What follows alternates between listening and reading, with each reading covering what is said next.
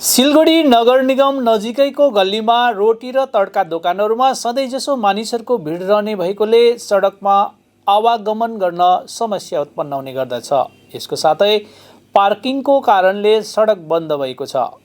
Siliguri girls high school र Siliguri college पनि यसको नजिकमा पर्दछ। सधैँजसो जाम लाग्ने भएकोले गर्दा विद्यार्थीहरूलाई पनि निकै समस्या भइरहेको छ। यसैले गर्दा सिलगढी नगर निगमका मेयर गौतम देवले सो सडकलाई मुक्त गर्ने आदेश दिएका छन्। घटनाक्रम अनुसार आज नगर निगम जाने क्रममा मेयरले सडकमा अतिक्रमण देखे। त्यसपछि उनी नगर निगमका अन्य अधिकारीहरूसँग सो स्थानमा पुगे। सडकमा अतिक्रमण गरेको बारेमा मेयरले भने, यो महत्त्वपूर्ण सडकलाई अतिक्रमण गरिएको छ। पसलमा आउने व्यक्तिहरूले बाइक र स्कुटर सडकमा पार्क गरेर जान्छन्। हामी व्यापारीलाई নোটিশ দিনেছौ। এদের বলা হয় কিন্তু একটু শ্লথতা আছে। একটা দোকান চলছে গ্যারেজে, আমরা কারো রুজি রোজগারে হাত দিতে চাই না, কিন্তু এত ভিড় হয়ে যাচ্ছে তো সামনে পেছনে স্কুটার বাইক দিয়ে জায়গাটা পুরো চোখ করে দিয়েছে।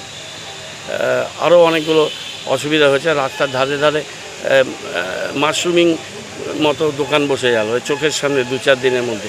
ফুটপাথের উপরে বসছে, সেগুলো খুলে সরিয়ে দিতে হবে। স্কুল তো ঢুকতে পারছে না, স্কুলে পাশে কলেজ আছে, কলেজ যেতে পারছে না, পুরসভায় আসতে পারছে না, স্টেট ব্যাংক অফ ইন্ডিয়া আছে, সেখানে লোক যেতে পারছে না। সুতরাং এখানে যদি 200-300 মানুষ এখানে খাওয়া দাওয়া করে, তাহলে তো যে আউটলেট করছে তাকে আরেকটা অল্টারনেটিভ জায়গা করতে হবে যেখানে লোকগুলো বসবে। রাস্তার উপরে বাসনপত্র ধুচ্ছে, তাদের স্কুটার বাইকগুলো রাস্তা অর্ধেক নিয়ে নিচ্ছে। ব্যবসা করছে ভালো, কিন্তু রাস্তাটাই তো নো ম্যানস ল্যান্ড হয়ে যাচ্ছে। এটা কীভাবে সম্ভব হবে? এরকম একটা চালু রাস্তা, সেইটাকে আমি বললাম তাকে নোটিশ দেবো, 1 মাসের মধ্যে ঠিক না করলে উঠে যেতে হবে, কিছু করার।